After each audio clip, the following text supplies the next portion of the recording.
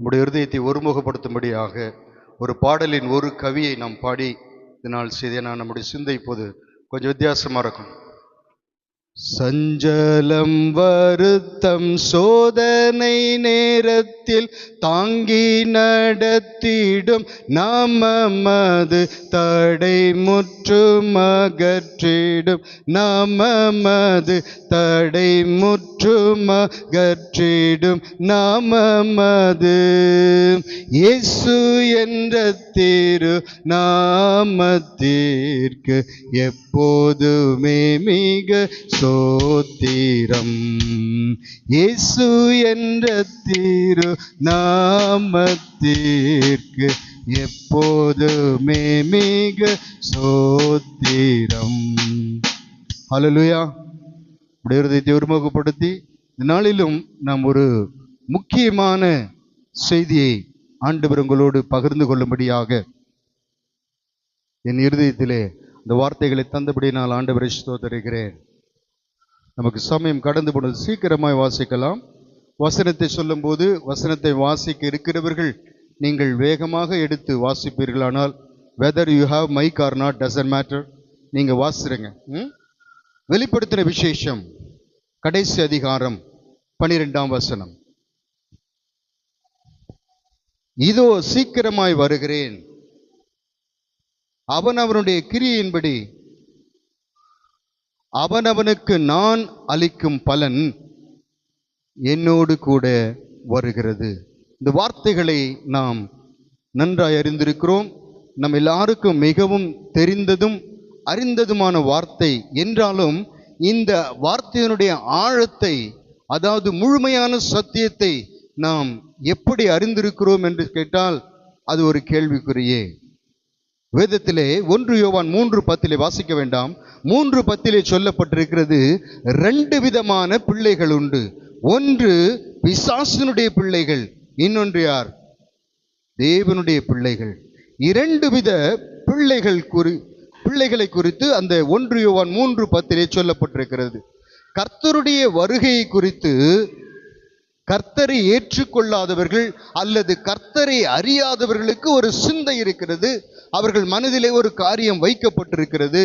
அது என்னவென்றால் 2 பேதுருவின் புஸ்தகம் 3ஆம் அதிகாரம் 4ஆம் வசனத்தை வாசி. 2 பேதுரு 2 Peter 3:4. அவர் வருவார் என்று சொல்லுகிற வாக்குத்தத்தம் எங்கே? சகலமும் இருந்த விதமா இருக்கிற. சுருக்கமா சொன்னா, இதுக்கு முன்னாடி எப்படி இருந்துச்சோ அப்படிதான் இன்னைக்கே இருக்குது. என்ன நீங்க சொல்றீங்க, கர்த்தர் வருகிறார், இயேசு வருகிறார்னு சொல்லி? இது தேவனை அறியாத அல்லது வேதத்திலே குறிப்பிட்டிருக்கிற பிசாசின் பிள்ளைகள் என்று சொல்லப்படுற இவர்களுடைய மனதிலே காணப்படுகிற காரியம். ஆனால் ஆண்டவர் ஒரு வசனத்திலே ஒரு கேள்வியை தம்முடைய சீஷரிடத்தில் கேட்கிறார். என்ன கேட்கிறார்? நாம் அந்த வசனத்தை அறிந்திருக்கிறோம். மார்க் 8:28 ஜனங்கள் என்னை யார் என்று சொல்லுகிறார்கள். அப்படி கேட்டுட்டு அடுத்த கேள்வி என்ன கேட்டார் சொல்லுங்க? ஜனங்கள் என்னை யார் என்று சொல்லுகிறார்கள். அப்படி கேட்டுட்டு நீங்கள் என்னை, அப்போ இந்த கேள்வியை கேட்கறதுக்கு தான் ஆண்டவர், நீங்கள் என்னை எப்படி அறிந்திருக்கிறீர்கள்? அதை கேட்கும்படியாகத்தான். அவர்கள் என்னமும் சொல்லட்டும், உலகத்தான் என்னமும் சொல்லட்டும், கர்த்தரை அறியாதவன் எப்படியும் நினைக்கட்டும், ஆனால் நீங்கள் என்ன சொல்லுகிறீர்கள் சொன்ன போது பேதுரு என்ன சொன்னார்? நீர் தேவனுடைய குமாரனாகிய கிறிஸ்து என்று அங்கே சொல்லுகிறதை பார்க்கிறோம். தேவன் தம்முடைய வார்த்தையை, அதாவது அவர் சொல்லி போன வார்த்தையை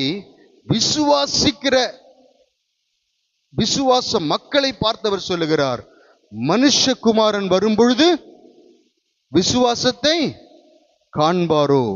அப்படி என்றால் இது உலகத்தானை குறித்து சொல்லப்பட்டதில்லை. லூக்கா 18:8 சொல்லப்பட்டிருக்கிறது, மனுஷகுமாரன் வரும் பொழுது விசுவாசத்தை காண்பாரோ என்றால் தம்மை விசுவாசிக்கிறவர்களை குறித்து தான் ஆண்டவர் அங்கே சொல்லுகிறார். அப்படி என்றால் ஆண்டவருடைய வருகையின் நாளிலே, ஆண்டவருடைய வருகையின் மிக சீக்கிரம் இருக்கிறது என்று சொன்னாலும் அவரை அறிந்தவர்களே விசுவாசிக்கிறதற்கு கடினமாய் இருக்கிற அல்லது நம்புவதற்கு தாமதம் பண்ணுகிற அப்படிப்பட்ட ஒரு காலத்திற்குள் தான் நாம் இருக்கிறோம். ஒரு காரியத்தை நாம் நன்றாய் அறிந்து கொள்ள வேண்டும். என்னவென்றால், ஆண்டவர் வரும்பொழுது நடக்கிற அடையாளங்களை ஆண்டவர் சொல்லியிருக்காரா? ஆனா எந்த வருஷம், எந்த நாள், எந்த நிமிஷம் எங்கேயாவது சொல்லப்பட்டிருக்கான்? இல்லை. இது வரைக்கும் 244 பேர் டேட்டு குறித்து ஃபெயிலியர் ஆயிட்டாங்க. இன்னும் டேட் இருக்குது. ஒரு சிலர் சொல்லி 2030 வருவாரு. இது எதை பேஸ் பண்ணி அவர்கள் சொல்லுகிறார்கள் என்றால், தங்களை பிரபலமாக்கி கொள்றதுக்கு ஒரு காரியம் இருந்தது. ஆனால் மனசாட்சியின் காலம் 2000 வருஷம், நியாயப்பிரமாணத்தின் காலம் 2000 வருஷமாயிருந்தது. அப்போ அவர்கள் கணக்கு போட்டார்கள், கிறிஸ்து வந்த பிற்பாடு 2000 வருஷத்துக்கு பின்பு வந்து விடுவார். அப்போ கிருபையை கொண்டு எதில் கம்பேர் பண்றாங்க? நியாயப்பிரமாணத்தோடு. அது நியாயப்பிரமாணத்துக்கு கம்பேர் ஆகாது. கர்த்தருடைய கிருபைக்கும் நியாயப்பிரமாணத்தில் போய் அதை கம்பேர் ஆகாது. ஆகையினால் தான் அதை மென்ஷன் பண்ண 2000 வருஷம் வருவார். ஆகினால் ஒரு காரியம் தெளிவாக இருக்கிறது, அவர் வருகிற நாளையும். அந்த வசனத்தை வாசிங்க, மத்திய 24:36. மேத்யூ 24. அந்த நாளையும் அந்த நாழிகையும் என் பிதா ஒருவர் தவிர மற்றொருவனும் அறியான், பரலோகத்தில் உள்ள தூதர்களும் அதை அறியார்கள். ஆகையினால தேவன் இந்த வருஷத்துல வந்துறாரு, அந்த வருஷத்துல வந்துறாரு. அப்படி சொன்னா அப்படி முதல்ல சொல்லக்கூடாது. கர்த்தை அறிந்தவர்கள், வேத வசனத்தை அறிந்தவர்கள், அப்படி ஒரு வார்த்தை நம்ம வாயிலே வரக்கூடாது. இந்த வருஷத்துக்கு வந்துறாரு, அது சொல்லப்படல, அது மறைக்கப்பட்ட ரகசியமா இருக்கு. இந்த வருஷத்துல வருவார், அப்படி சொல்லக்கூடாது. ஆனா அவர் வருகிற அந்த நாளையும் அந்த நாழிகையும் தெளிவாக சொல்லப்பட்டிருக்கு. பிதா ஒருவர் தவிர வேறொருவரும் அறியார்கள். அப்போ இந்த நாளிலும் நாம் எதை பார்க்க போகிறோம் என்றால், கர்த்தருடைய வருகையை. அநேகருக்கு இது நீங்கள் பலவிதமான வருகையின் செய்தியை குறித்து கேள்விப்பட்டிருக்கலாம். ஆனால் இந்த நாளின் செய்தி நான் நிச்சயமாய் என் இருதயத்தில் உணர்ந்து சொல்வேன். இந்த நாள் வார்த்தையை உங்கள் மனதிலே நீங்கள் எழுதி கொள்வீர்களானால், நீங்கள் இப்பொழுது ஒரு நிலையில் இருக்கிறீர்கள் அல்லவா, அந்த நிலையை பார்க்கிலும் உங்களை ஆவிக்குரிய ஜீவித்திலே அடுத்த நிலைக்கு கொண்டு போக இருக்கு இந்த வேத வசனம் வல்லமல்லதா இருக்கிறது. ஹல்லேலூயா. வாசிங்கள், இப்பதான் செய்திக்கே வரும். வாசிங்கள் 1 தெசலோனிக்கேயர். இதுவும் நமக்கு எல்லாருக்கும் தெரிந்தது. 4ஆம் அதிகாரம். வருகை குறித்து எந்த வசனம் இருக்கு? 4ஆம் அதிகாரத்துல 16, 17.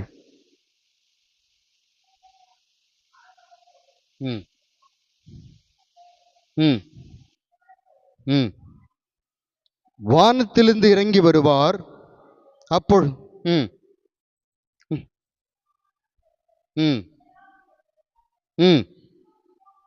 பின்பு உயிரோடு இருக்கிற நாமும் கர்த்தருக்கு எதிர்கொண்டு போக மேகங்கள் மேல்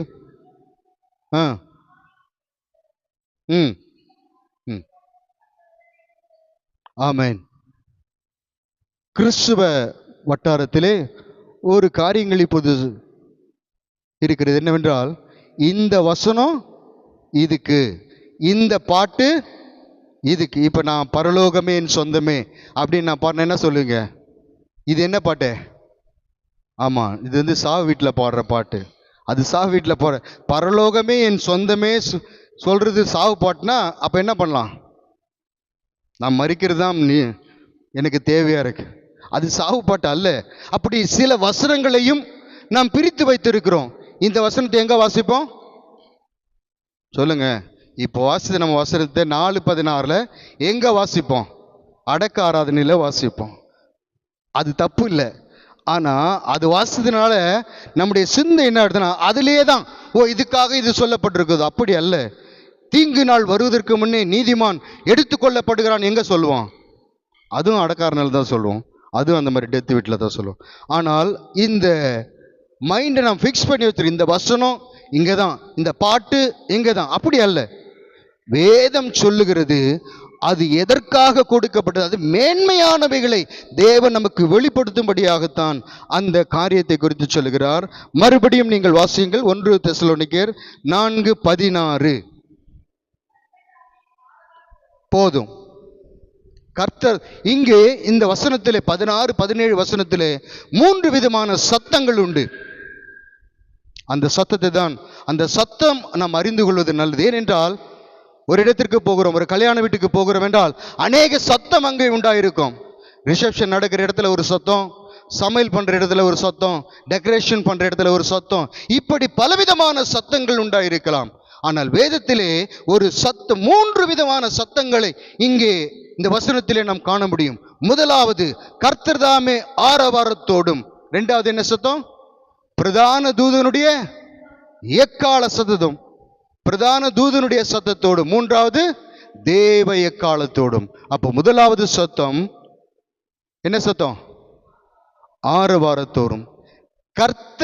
கர்த்தர் ஆரவாரம் பண்ணினார் என்று பைபிள்ல இங்க தவிர வேற எங்கேயாவது நீங்க வாசிச்சிருக்கிறீங்களா?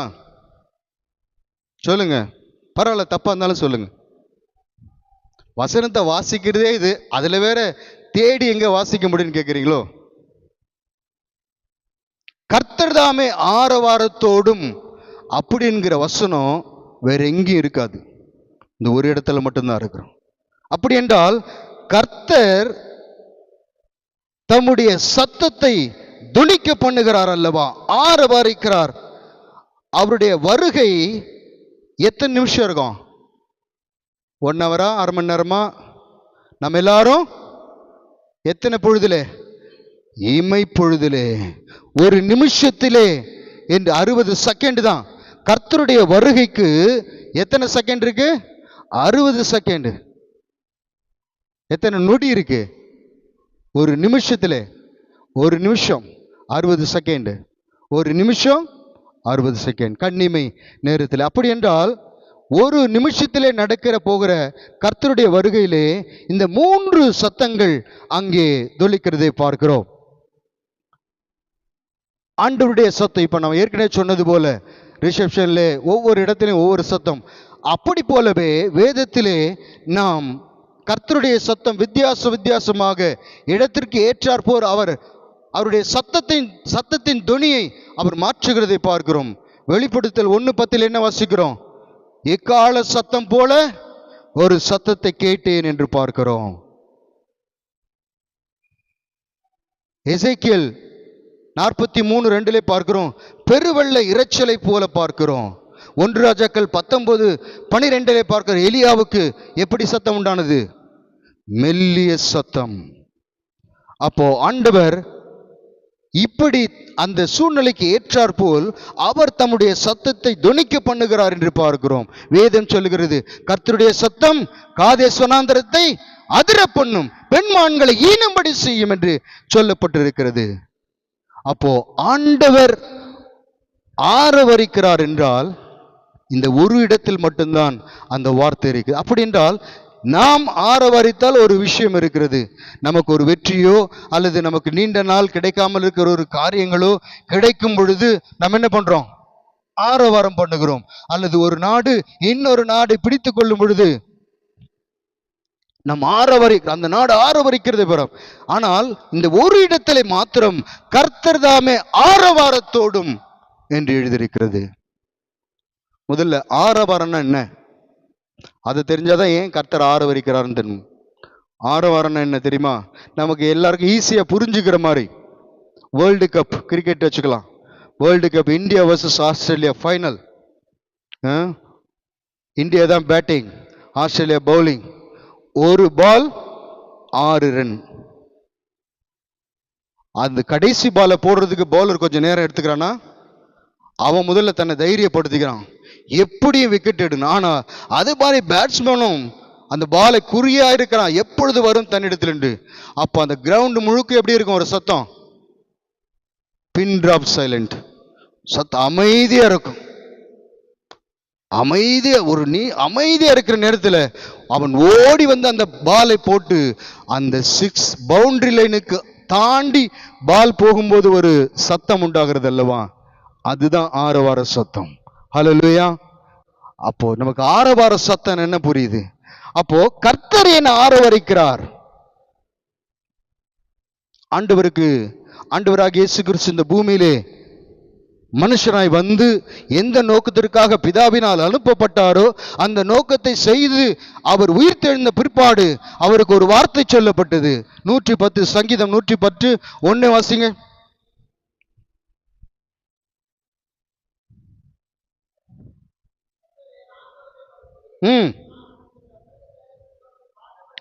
உமக்கு பாதபடியாக்கி போடும் வரைக்கும் நீர் என்னுடைய வலது பாரசத்திலே உட்காரும் என்று சொல்லுகிறதை பார்க்கிறோம். அப்ப பிதாவின் வலது பாரசத்தில் உட்கார்ந்த இயேசு அவர் எப்பொழுது ஆரவாரம் பண்ணுகிறார் என்றால், மனவாட்டியாக சபை மத்திய ஆகாயத்திலே அங்கே எடுத்துக்கொள்ளப்பட்டு அங்கே அவர் வருகிற மனவாட்டியாக சபை வருகிறதை அவர் கண்டபோது அவர் ஆரவாரிக்கிறார். ஹல்லேலூயா. எத்தனை பெரிய ஸ்லாக்கியத்தை நம் ஒவ்வொருவருக்கும் ஆண்டவர் கொடுத்திருக்கிற பாருங்க. கர்த்தர் தாமே ஆரவரித்தார் என்றால், இத்தனை வருஷம் ஆண்டவரே, என்னுடைய பிதாவே, நான் சிந்தின இரத்தத்தின் பலனை ஒரு சந்ததியை நீ காணவா என்று சொன்னீரே. சங்கீதம் ஏசாயா 53 அவர் சந்ததியை கண்டு அந்த சந்ததி பூமியிலிருந்து புறப்பட்டு கர்த்தருடைய நாளிலே அங்கே மத்திய ஆகாயத்திலே வரும் பொழுது ஆண்டவராக இயேசு கிறிஸ்து அங்கே என்ன பண்ண, அந்த கிரௌடை பார்த்து என்ன பண்றார், அங்கே ஆர்ப்பரிக்கிறதை பார்க்கிறோம். இந்த ஒரு இடந்தவரே வேற எங்குமே தேவன் அங்கே ஆர்ப்பரித்ததாக நாம் பார்க்க முடியாது. அப்போ அந்த ஆரவாரம் தான் கர்த்தர் தாமே ஆரவாரத்தோடும் என்று நாம் பார்க்கிறோம். அப்போ நமக்கு கிடைத்த ஸ்லாக்கியத்தை நாம் எப்படி எண்ணுகிறோம்? ஆக இதை நம்முடைய மனதிலே வைக்காததனால்தான் தேவன் எனக்கு என்ன செய்து வைத்திருக்கிறார், இனி வரும் நாட்களிலே எனக்கு என்ன சம்பவிக்க போகிறது என்பதை அறியாததனால் தான் நாம் பலவிதமான காரியங்களிலே சிக்குண்டவர்களாய் காணப்படுகிறோம். ஒரு உதாரணத்துக்கு, ஆபிரகாம், ஈசாக்கு, யாக்கோபு என்பவர்களால் இப்ப எங்க இருக்கிறாங்க? பரலோகத்தில் அல்ல, பரதீசில் இருக்கிறார்கள். இயேசு மரிக்கும் முன் அவர்கள் கீழ் பாதாளத்தில் இருந்தார். இப்பொழுது ஆண்டவர் அவர்களை மேல் பாதாளம் என்று சொல்லப்படுகிற பரதீசுக்குள் வைத்திருக்கிறார். அப்போ ஒருவேளை இது கற்பனை தான், நான் பரலோகத்துக்கு போல. சிலர் சொல்றாங்க போயிட்டு வந்தான், அதை பத்தி நமக்கு கவலை இல்லை. பரலோகத்திலே ஈசாக்கு, ஆபிரகாம் இத்தனை வருஷமா நாம் காத்திருக்கிறோமே, எப்பொழுது நாம் இன்னும் அந்த பரலோக ராஜ்யத்திற்குள் நாம் போவோம் என்று சொல்லும் பொழுது ஆபிரகாம் இப்படி சொல்லியிருக்க, இன்னும் சில விஐபிஸ் வர வேண்டி இருக்கிறது. அப்ப ஆபிரகாம், ஈசாக்கு, யாருப்பா விஐபி? முற்பிதாக்களாகிய நீங்கள் இருக்கிறீர்கள், நான் இருக்கிறேன், யாக்கோபு இருக்கிறான், தாவீது இருக்கிறான், மற்ற எல்லா அநேக பரிசுத்தவான்கள். அந்த எபிரேய நிருபத்தில் சொல்லப்பட்ட இன்னும் நான் என்ன சொல்லுவேன் என்று 3ஆம் வசனத்திலே ஆரம்பித்து 36ஆம் வசனம் வரைக்கும் இருக்கிற சொல்லப்பட்ட இன்னும் நான் என்ன சொல்லேன், பாராக், கிதியோன் என்று சொல்லி அந்த விசுவாச லிஸ்ட்ல இருக்கிற அவர்கள் பேரெல்லாம் சொல்லினாலும் இவர்கள் எல்லாம் இருக்கிறார்களே, இன்னும் யார் வர வேண்டும்?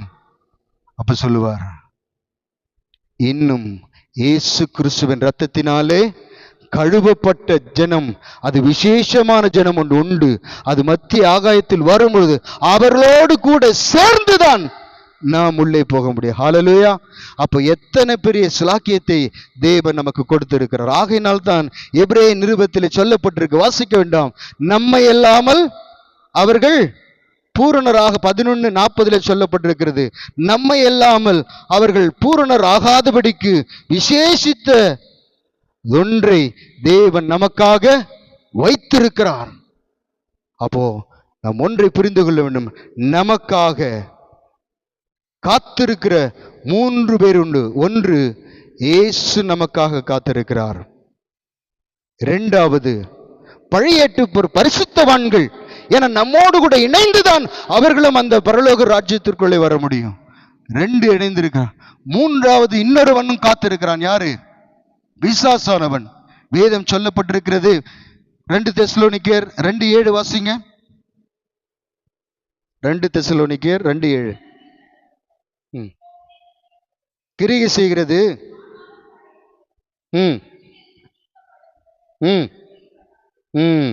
அது வெளிப்படாது, அக்கிரமத்தின் ரசு வெளிப்படாது என்று. அப்போ சபை எடுத்துக்கொள்ளப்படும் வரைக்கும் அந்த கிறிஸ்து வெளிப்பட முடியும். அவனை தடை செய்கிறது சபைதான். ஆனால் சபையாகிய நாம் நம்முடைய சிந்தை எப்படிப்பட்டது இருக்கிறது? எதை குறித்து நாம் ரொம்ப கலங்கி கொண்டிருக்கிறோம்? கர்த்தர் நமக்கு இத்தனை பெரிய மேன்மையானவைகளை வைத்திருக்க, தேவன் நமக்காக வைத்திருக்க, நம்மை செலக்ட் பண்ணிருக்க. we are selected for heavenly kingdom. அந்த இதை நம்முடைய இருதயத்தில் ஏற்றிவிட்டார், இந்த உலகத்தின் காரியங்கள் எல்லாம் நமக்கு எப்படி தெரியும்? அற்பமா தெரியும். எப்பெல்லாம் நமக்கு உலகத்தின் காரியம் மேன்மையாய் தெரிகிறதோ, அப்ப இதை உன் சிந்தையில வைத்துக்கொள். நான் இந்த உலகத்திற்கு அல்ல, I am selected for heavenly kingdom. நான் பரலோக பிரஜையாக இருக்கும்படி நான் செலக்ட் பண்ணப்பட்டிருக்கிறேன். எனக்காக தேவன் வைத்திருக்கிற மேன்மையான காரியங்கள் உண்டு என்பதை நம் மனதிலே நிறுத்திக் கொள்வோமானால் நம்முடைய வாழ்க்கையின் நடைகள் வித்தியாசப்படும். இந்த கர்த்தர் தாமே ஆரவாரத்தோடும் என்று சொல்லும் பொழுது சபையாகிய மனவாட்டி மத்திய ஆகாயத்தில் நமக்கு மிகவும் பிரியமானவர்கள் வந்தால் நம்ம என்ன பண்றோம்? வாசல் வரைக்கும் வந்து நம்ம காத்திருக்கிறோம். இன்னும் பிரியமானவர்கள் முன்னும் விஐபி என்ன பண்றோம்? ஒரு ஆளை நமக்கு முன்னாடி அனுப்புறோம், வேற எங்கன்னா மாறி போயிட போறாங்க, அப்படி அனுப்புறோமா? அது யாருக்கு அனுப்புறோம்? ரொம்ப முக்கியமானவர்களுக்கு. அப்போ ஆண்டவர் சபை எடுத்துக்கொள்ளப்படும் பொழுது இயேசுதாமே இறங்கி வருகிறாராம் மத்திய ஆகாயத்தில். எத்தனை பெரிய சிலாக்கிய, ஹல்லேலூயா! அத்தனை பெரிய விஐபி. நம்முடைய சண்டை எதற்காக இருக்கிறது? இந்த உலகத்திற்குரிய காரியங்களிலும் நமக்காக தேவன் ஒரு உன்னதமான விருந்தை ஆயத்த பண்ணி கொண்டிருக்கிறார். ஆனால் நாமோ இந்த உலகத்துக்குரியவைகளுக்காக, இந்த உலகத்தின் காரியங்களுக்காக, இந்த உலகத்தின் பதவிகளுக்காக, இந்த உலகத்தில் காணப்படுகிற ஒரு வீடு, கார், மற்ற எதெல்லாம் நம்ம மேன்மை நினைக்கிறோமோ அவைகள் எல்லாவற்றை பார்க்கிறோம். தேவன் நமக்கு ஒரு மேன்மையை அங்கே வைத்திருக்கிறார். அந்த மேன்மையை நாம் சுதந்திரிக்கும்படியாகத்தான் நாம் அழைக்கப்பட்டிருக்கிறோம்.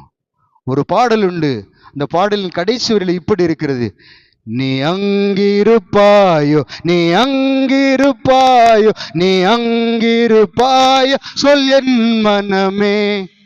பரிசுத்தர் கூட்டம் இயேசுவை போற்றி என்று ஆரம்பிக்கும் அந்த பாடல். அதுல அந்த வரி எனக்கு மிகவும் பிடித்தது. நீ அங்கிருப்பாயோ, நீ அங்கிருப்பாயோ, நீ அங்கிருக்க வேண்டுமானால் உன் நடக்கைகள் மாற வேண்டும். நான் அங்கிருப்பேன் என்கிற தைரியம் முதலாவது நமக்கு இருக்கா? நான் செய்கிற காரியத்திற்கும் நான் என் மனசாட்சியிலே சுத்தவல்லவனாயிருக்கிறேன். நான் அங்கிருப்பேன், மத்திய ஆகாயத்திலே என் தேவனை நான் சந்திப்பேன். அப்படி உறுதி முதலாவது நமக்கு இருந்தால், நாம் வேத வசனத்தினாலே ஒவ்வொரு நாளும் ஆண்டவரே, இதிலே நான் குறைவுள்ளவன், இதிலே நான் குறைவுள்ளவள், இதிலே என்னை மாற்றும் ஆண்டவரே, இது என்னோடு போராடுகிறது, இது என் காலை சறுக்க பண்ணுகிறது, இவைகள் எல்லாம் விட்டு ஒழிந்து ஆண்டவரே நீர் மத்திய ஆகாயத்திலே என்னை சேர்ப்பேன் என்று சொல்லியிருக்கிறீரே. முற்பிதாக்கள் காத்திருக்கிறார்கள், தூதர் விழுந்து போனவன் காத்திருக்கிறான். அப்படிப்பட்ட மேன்மையானவைகளை நீர் எனக்கு வைத்திருக்க அற்பமான காரியத்திற்கு நான் சண்டையிடுவானேன். ஹல்லேலூயா! கர்த்தருடைய ஆரவார சத்தம் முதலாவது இதற்காக. சபையை இத்தனை வருஷம் ரத்தத்தை சிந்தி மீட்டெடுத்த என் மனவாட்டி வருகிறாள் என்கிற அந்த சந்தோஷத்தினாலே தான் ஒரு நீண்ட காத்திருக்கு பிற்பாடு ஒரு பொருளை நாம் பெற்றுக்கொள்வோமானால், ஒரு வேலையை நாம் பெற்றுக்கொள்வோமானால், நமக்கு உண்டாகிற சந்தோஷத்தை பார்க்கிறோம். கர்த்தர் இங்கே ஆரவரிக்கிறதன் காரணம் என் மனவாட்டியாகிய சபை என்னை நோக்கி வருகிறது. அந்த ஆரவார சத்தம். நாம் அதை யோவான் எழுதின சுவிசேஷத்தில் 11ஆம் அதிகாரம் நமக்கு தெரிந்த வசனம். லாசருவை எழுப்பும் போது ஆண்டவர் ஒரு காரியத்தை எங்க செய்கிறார்? கல்லை புரட்டி போட சொல்கிறார், அவர்களோடு அழுதார், அவர்களை ஆறுதல் படுத்தினார். எல்லாம் செய்துவிட்டு ஆண்டவர் ஒரு காரியத்தை 43 வாசிங்க. ம். ஏன் ஏன் ஆண்டவர் உரத்த சத்தமாக கூப்பிடணும்? லாசரு செவடனா? ஆ, லாசரு வெளியே வா அப்படின்னா வரமாட்டானா? ஏன் ஆண்டவர் சத்தமாக கூப்பிடுறார்? அது இதுதான் ஆரவார சத்தம். தேவனுடைய வல்லமை. அவர் உரத்த சத்தமாய் மற்ற காரியங்கள் எல்லாம் அவர் செய்யும் போது உரத்த சத்தமாய் ஆண்டவராகிய இயேசு கிறிஸ்து மனுஷனாக ஒரு தச்சன் வீட்டிலே ஏழ்மையின் கோலமாக பிறந்தார் என்று சொல்லி நாம் கிறிஸ்துமஸ் தினத்திலே பாடுகிறோம். அது நல்லது. ஆண்டவர் அப்படித்தான் பிறந்தார், தம்மை தாமே தாழ்த்தி பிறந்தார். ஆனால் அவருடைய செயல்கள் எல்லாம் நீங்கள் உற்று நோக்கினால் அவர் பரலோகத்தின் ராஜா என்பதை அவருடைய செயலில் வெளிப்பட்டு கொண்டே இருக்கும். எப்படி தெரியுமா? இந்த உலகத்திலே பெரிய பெரிய சபைகள் இருக்கு. பால் எங்கிச்சோ அப்படின்னு உங்களுக்கு எல்லாருக்கும் தெரிஞ்சிருக்கும். அதெல்லாம் பெரிய சபை. அப்படிப்பட்ட சபை போதகரும் உட்கார்ந்து பிரசங்கம் பண்ணாங்களா, நின்று பண்ணாங்களா? சொல்லுங்க சொல்லுங்களேன். எந்த பிரசங்க, இந்த உலகத்துல எந்த பிரசங்கியா இருந்தாலும் நின்றுட்டு தான் பண்ணுவார். ஆண்டவர் எப்படி பண்ணாரு? பேதுரு, லூக்கா 5 பார்க்கிறோம். பேதுருவின் போட்டை கேட்கிறாரு, கொஞ்சம் அப்படி தள்ளுன்னு சொல்ற. தள்ளிட்டு ஜனங்கள் எல்லாம் கடற்கரையில நிக்கிறாங்க. ஆண்டவர் என்ன பண்ணாரு? உட்கார்ந்து, அவர் மலையின் மேல் ஏறி உட்கார்ந்து அவர்களுக்கு போதகம் பண்ணி. இது எதே காரியமா? அவர் ராஜா. ஒரு நாட்டினுடைய ராஜா நின்று சொல்ல மாட்டான் ஜனங்கிட்ட. ஜனங்க நிப்பாங்க, ராஜா நின்று பிரசங்கம் பண்ணுவான், ராஜா நின்று காரியங்களை சொல்லுவான். அப்ப அவருடைய கிரியைகளை பார்க்கிறோம். அவர் ராஜா, அவர் பரலோகத்தின் ராஜா என்பதை ஆண்டவர் அங்கு வெளிப்படுத்துறார். எருசலேமுக்குள்ளே பிரவேசிக்கிற போது கடைசி நேரத்திலே இதுவரைக்கும் ஆண்டவருடைய நடை வித்தியாசமா இருந்தது. ஆனால் அன்றைக்கு தேவன் தம்மை ஒப்பு கொடுக்க போகுது, எருசலேமுக்கு போகும்போது அவருடைய நடை வித்தியாசமா இருந்தபடினாலே சீஷர்கள் எல்லாம் என்ன பண்றாங்க? அது வரைக்கும் எத்தனையோ முறை நடந்தார் ஆண்டவர். அப்பெல்லாம் கம்பளம் போட்டாங்களா? ரெட் கார்பெட் இல்ல. ஆனால் அந்த நடையிலே அவர்கள் ஒரு வித்தியாசத்தை கண்டார். அது என்ன நடை? ராஜாவின் நடை, அந்த கம்பீர நடை. அப்போ ஆண்டவர் இந்த தம்மை தாழ்த்தினவராக இந்த பூமியிலே வந்தோம். அவருடைய கிரியைகளை நாம் பார்த்தோமானால் தம்மை ராஜா என்று அது விளங்க பண்ணி கொண்டே இருந்தது. இந்த 2 சத்தம் கர்த்தர் ஏன் ஆர்ப்பரிக்கிறார் என்றார், மனவாட்டியாகிய சபை மத்தியாகத்தில் வருகிறது. முதலாவது சத்தம். 2வது சத்தம் மறுபடியும் வாசிங்கள். 1 தெசலோனிக்கேயர் 4:16. ம் ம் ம் போதும். இந்த 2வது சத்தம் கர்த்தர் தாமே ஆரவாரத்தோடும் பிரதான தூதனுடைய சத்தத்தோடும். அப்படித்தானே இருக்கு? தூதனுடைய சரி, கர்த்தர் தம்முடைய மனவாட்டி கண்டு ஆர்ப்பரிக்கிறார். தூதன் எதற்கு ஆர்ப்பரிக்கிறான்? நீங்கள் வேதத்தில் கவனித்து பார்த்தனால் பிசாசு எங்கெல்லாம் வருகிறானோ அங்கு தேவன் வரமாட்டார். யார் தான் வருவாரு? மீகாவேல் தூதன் வருவான். வாசிங்கள் தானியேல் 10:13.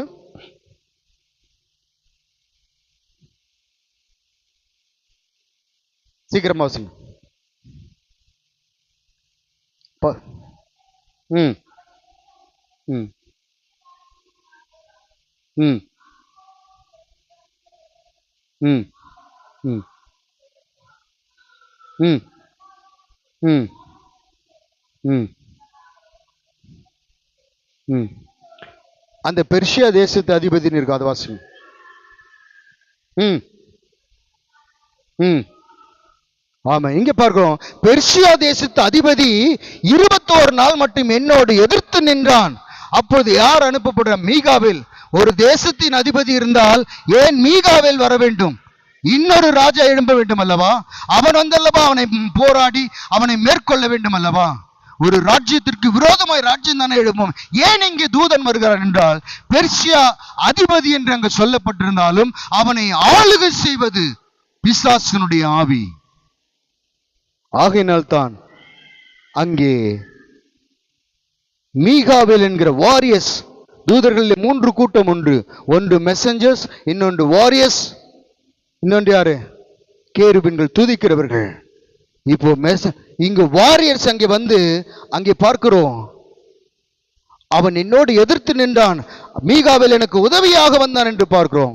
அப்போ நாம் ஒன்றை நாம் அறிந்து கொள்ள வேண்டும். டீனேஜ் பிள்ளைகளுக்கு நான் சொல்லிக் கொடுக்கும்போது சொன்னேன், என்ன சொல்லேன்? தேவனை யாரோடு கம்பேர் பண்ணக்கூடாது சொல்லுங்க?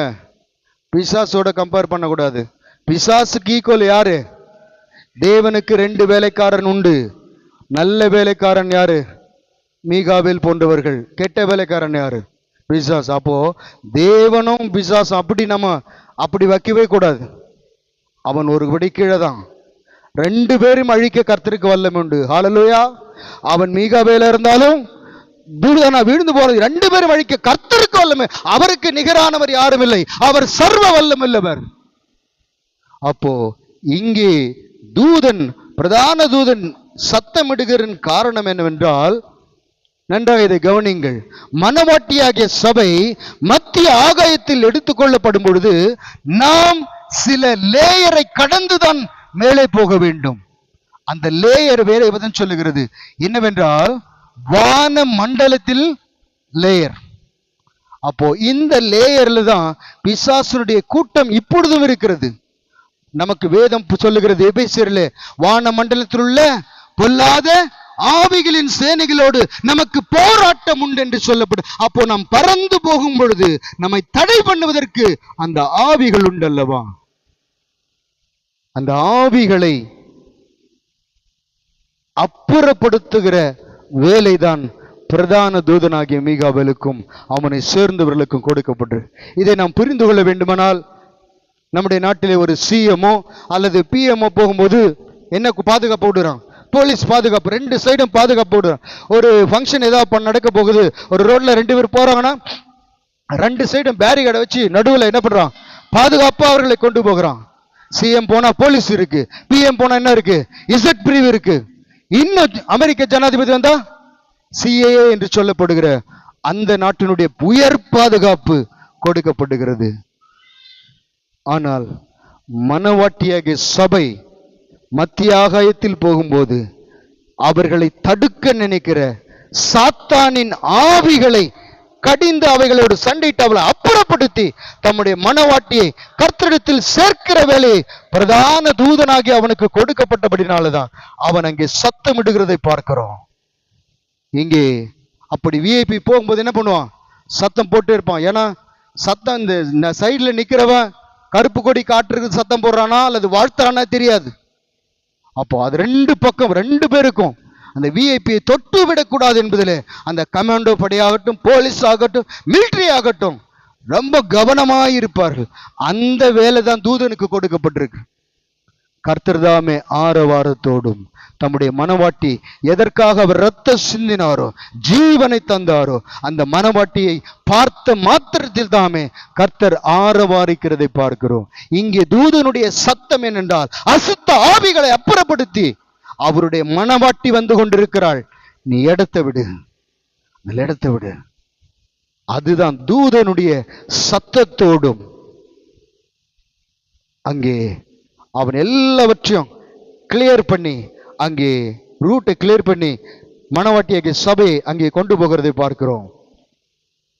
மறுபடியும் அந்த வசனத்தை வாசியுங்கள். 1 தெசலோனிக்கேயர் 4:16.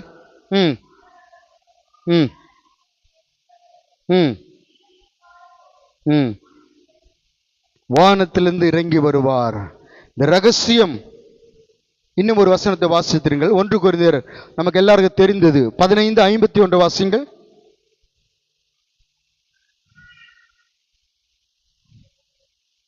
15:51 ஒன்று அறிவிக்கிறேன். நல்ல நிறுத்துங்க. நாம் இதோ ஒரு ரகசியத்தை அறிவிக்கிறேன். நாம் எல்லாரும் நித்திரை அடைவதில்லை, ஆகிலும் கடைசி காலம் துணிக்கும் ஒரு நிமிஷத்திலே, ஒரு இமைப்பொழுதிலே நாம் எல்லாரும் மறுரூபம் வாக்கப்படுவோம் என்று எழுதுகிறேன். அப்போ கர்த்தருடைய வருகை மொத்தமாவே 1 நிமிஷம்தான். இந்த 1 நிமிஷத்திலே இத்தனை காரியங்களும் நடந்திட வேண்டும். இது ஏன் ஆண்டவர் ஒரு நிமிஷம் என்று வைத்திருக்கிறார் என்றால், ஒரு அரை மணி நேரம் 1 மணி நேரம் சொன்னா நம்மளுக்கு என்ன பண்ணுவாங்க, அதுலேயும் ஒரு வஞ்சிக்கிற காரியம் நடக்கும்.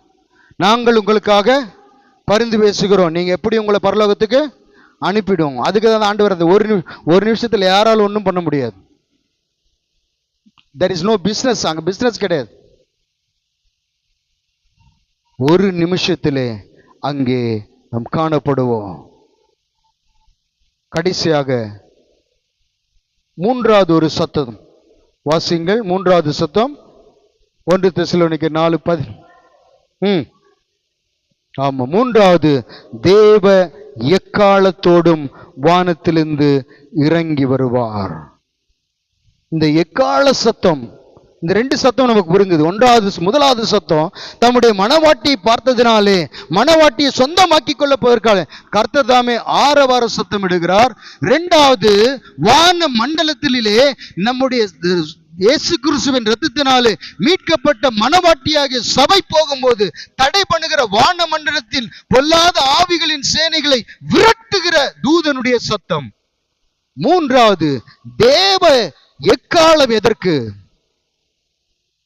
தேவ எக்காலம் துணிக்க வேண்டும். இந்த காரியத்தை புரிந்து கொள்ள பழைய ஏற்பாட்டிலே ஒரே ஒரு வசனத்தை வாசிங்கள்.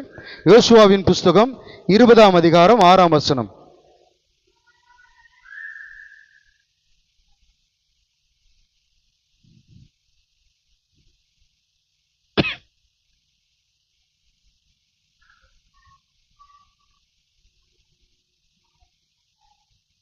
இல்ல 20:6. ஜோஷுவா 20:6. அதான இல்ல எக்காலம் ஊதினார்கள் இருக்கும். எக்காலம் ஊதினார்கள் இருக்கா? 20:16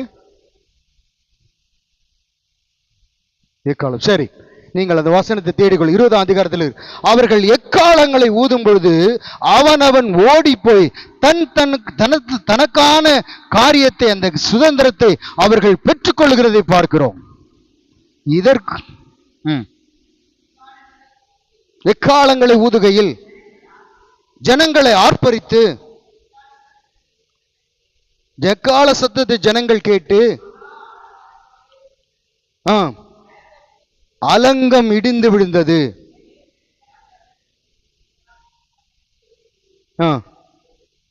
போதும்.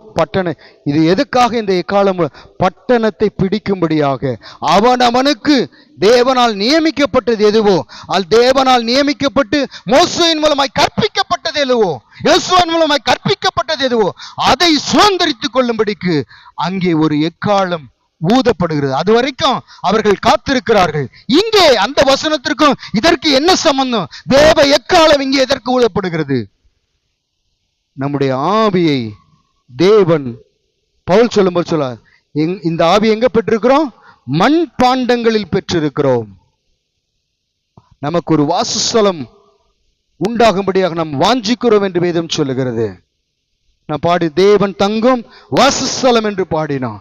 அப்ப வாசஸ்தலம் என்று சொல்லும் பொழுது நீங்களே தேவனுடைய ஆலயமாயிருக்கிறீர்கள், தேவனுடைய ஆவி உங்களில் வாசமாயிரு. அப்போ எதை குறிக்கிறது? சரீரத்தை குறிக்கிறது. ஆதாமை தேவன் மண்ணினாலே உண்டாக்குற போது அந்த மண்ணான சரீரத்தை அவனுக்கு நிரந்தரமான ஒரு சரீரமாக அல்ல, ஒரு டெம்பரவரியாக அவர் கொடுத்த. ஆனால் ஆவி என்ன பண்ணுது?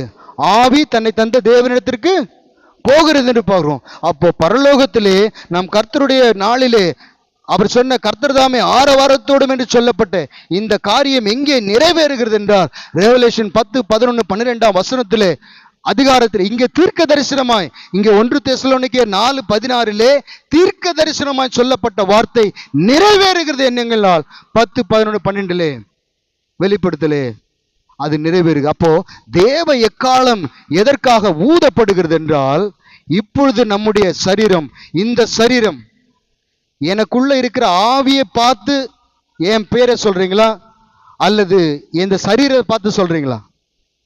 சொல்லுங்க. ஆவியை பார்த்தா சொல்றீங்க? இல்ல, இந்த சரீரம், எனக்கு ஒரு சரீரம் கொடுக்கப்பட்டு அதை வச்சுதான் நம்ம பேர் சொல்றோம். மரித்து போன பிற்பாடு சாரை எப்ப எடுப்பீங்க கேட்கிறோமா? எப்ப என்ன சொல்றோம்? பாடி மாறிடுது. பாடி எப்போ எடுக்கிறோம்? அப்போ இந்த சரீரம் நமக்கு நிலையானதல்ல, பூமியின் கூடாரம், அது மாறி போகும் என்று எழுதியிருக்கு. அப்ப இந்த மண்ணான சரீரம் இது மாறி போகும். நிலையான வாசஸ்தலம் நமக்கு பரலோகத்திலே தேவன் அங்கே வைத்திருக்கிறார். வாசஸ்தலம் என்று சொன்ன உடனே நம்ம இந்த பூமிக்குரிய மைண்டை அப்படியே எடுத்துட்டு போவோம் பரலோகத்துக்கு. ஆண்டவர் நிறைய அப்பார்ட்மெண்ட்ஸ் மாதிரி கட்டி வச்சிருக்கிறாரு. அங்க அப்படிலாம் இல்லை. நம்ம எப்படி இருப்போம் வானத்துல? பரலோகத்தில் நம்ம எப்படி இருப்போம்? ஆணா இருப்போமா பெண்ணா இருப்போமா? ஆணும் இல்லை பெண்ணும் இல்லை. தூரம் பகல் இருக்கா நைட் இருக்கா? இல்லை. கல்யாண வீடு இருக்கா? இல்லை. வேற எதுவும் இருக்கா? அப்ப எதுக்கு நமக்கு வீடு? வேதம் சொல்லுது, நீங்க வாசிட்ட சமயம் இல்லை. நீங்க ரெவலேஷன்ல எடுத்து வாசிக்கலாம். பரலோகத்திலிருந்து பரம எருசலேம் இறங்கி வர கண்டேன் இருக்கு. அந்த இறங்கி வரகிறதுலாம் ரோடு எப்படி இருக்கான்? Gold road. இந்த வார்த்தைகளை கவனியுங்கள். பரலோகத்தை குறித்து இன்னும் வேதத்தில் வெளிப்படுத்தப்படவில்லை. 1-2 வார்த்தைகள் தான் வேதத்தில் சொல்லி. என்ன இருக்கு? அங்க ஒரு சிங்காசனம் இருக்கு, 4 ஜீவன்கள் இருக்கு, 24 மூப்பர்கள் இருக்கு, 7 ஆவிகள் இருக்கு. இவ்வளவுதான் பரலோகத்தை குறித்த டிஸ்கிரிப்ஷன் வேதத்தில் இவ்வளவுதான் சொல்லப்பட்டிருக்கிறது. வேதம் சொல்லுகிறது, அவர் நமக்கு முன் வைத்தவைகளை கண் காணவும் இல்லை, காது கேட்கவும் இல்லை, இருதயத்தில் உணர்ந்ததும் இல்லை. தேவன் எப்படி பரலோகத்தை வைத்திருப்பது தெரியாது. ஆனால் எதுல ரோடு கோல்ட்ல ரோடு போட்டிருக்கிறான்? பரலோகத்திலிருந்து ஒரு எருசலேம் இறங்கி வர கண்ணு அதுல போட்டிருக்கு. நாம என்ன நினைச்சுக்கிறோம்? பரலோகத்துல கோல்டு ரோடு போட்டிருக்கு. அப்ப பரலோகத்திலே கோல்டு இருந்தா நான் போட்டு கூடாதா? கோல்டு போறது 2 விஷயம் தான். நான் போடுறவங்களை குற்றமா சொல்றேன், தெரிஞ்சுக்குங்க. ஒண்ணு எதுக்கு போடுறோம்? கல்யாணம் அந்த மாதிரி ஏதாவது ஃபங்க்ஷன் வந்தா நம்ம போட்டுப்போம். இன்னொன்று ஆத்திர அவசரம் இப்போ வைக்கிறதுக்காக வச்சுக்கிறோம். 2 காரியம் தான் பிரதானமா, மற்றதெல்லாம் அடுத்துக்கிறது. இந்த 2 அப்போ நமக்கு சிந்தனை இங்க இருக்கிறது அப்படியே மேல தூக்கிட்டு போ. பரலோகத்திலே கோல்டு ரோடு இருந்தா நான் போடக்கூடாதான்? அங்கதான் நீ ஆணும் இல்லை பெண்ணும் இல்லை, நீ தேவதூதனை போல் இருப்ப. உனக்கு சரீரம் வேற சரீரம் கொடுக்கப்படும். அதுதான் எக்காலம். அதை தான் சொல்ல வர. இந்த வார்த்தைகளினாலே பிசாசு அநேகரை வஞ்சித்து வைத்திருக்கிறான். பரலோகத்திலே கோல்டு ரோடு இருக்குதே, நான் போட்டாக்க நான் கொஞ்சம் தானே போடுறேன், அதுல என்ன வந்துட போகுது? அப்படி அல்ல. அது நீங்க நல்ல வசனத்தை வாசிங்க, தேடி வாசிட்டு தான் என்கிட்ட சொல்லுங்க. பரலோகத்திலிருந்து இறங்குகிற எருசலேமில் தான் கோல்டு ரோடு, பரலோகத்தில் கிடையாது. அதை குறித்து டிஸ்கிரிப்ஷன் இல்லை. தேவன் அதை மறைத்து வைத்திருக்கிறார். அங்க போய் பார்த்துக்கலாம் அதை. ஆனால் அப்போ அங்க போய் நான் போடுவேன் அப்படின்னா முடியாது. ஏன்னா முதலாவது இந்த சரீரம் நமக்கு அங்க கிடையாது. நம்ம ஆணும் பெண்ணும் கிடையாது, தேவதூதரை போல இருப்போம். அங்க இரவும் இல்லை பகலும் இல்லை. அப்ப எப்படி வெட்டிங் இருக்கும்? இருக்காது. அப்ப இங்க நகை கடை இருக்குமா? வேற எந்த கடையும் இருக்குமா? அப்ப எதுக்கு? தேவையில்லை. இது சத்தியம்.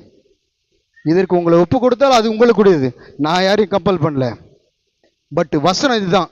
தவறாக நினைத்து விட்டு அங்கேயே இப்படி இருக்கு, நான் இப்படி இருக்கக்கூடாதா?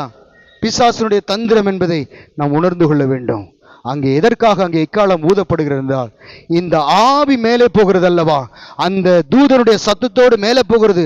அப்போ அங்கே மரித்த பரிசுத்தவான்கள் அங்கே மேல் பாதாளத்தில் இருக்கிறார்கள், பரதீசில் இருக்கிறார். அவர்கள் எல்லாம் இணைந்து நாம் போகும்போது நமக்கு ஒரு விசேஷித்த சரீரம். அப்பொழுதுதான் இந்த வார்த்தை நிறைவேறும். 1 கொரிந்தியர் 15ஆம் அதிகாரம் 54ஆம் வசனம் வாசித்து முடிக்கலாம். அந்த வார்த்தை, இந்த வசனம் அங்கதான் நிறைவேறும்.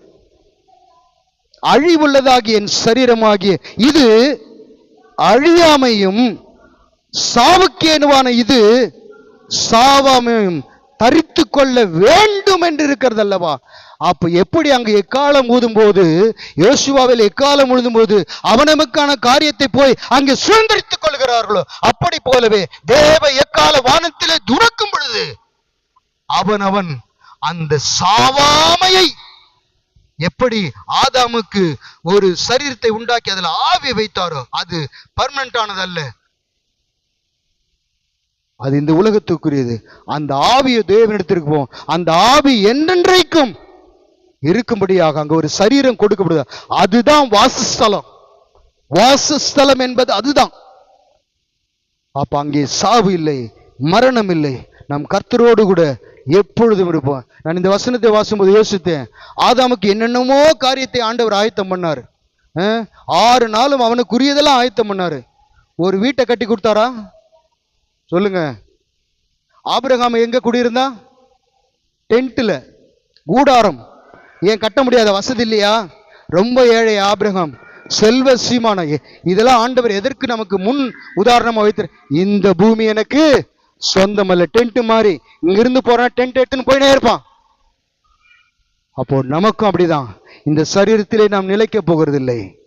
இந்த காலவெளியில் உங்களை பார்த்து கேட்கிற கேள்விதான், நீ அங்கிருப்பாயோ? நீ அங்கிருப்பாயோ? நீ அங்கிருப்பாயோ? சொல் என் மனமே. நீங்க ஒவ்வொரு உங்களை கேளுங்க, நீ அங்கிருப்பாயோ? நீ சொல் மனமே.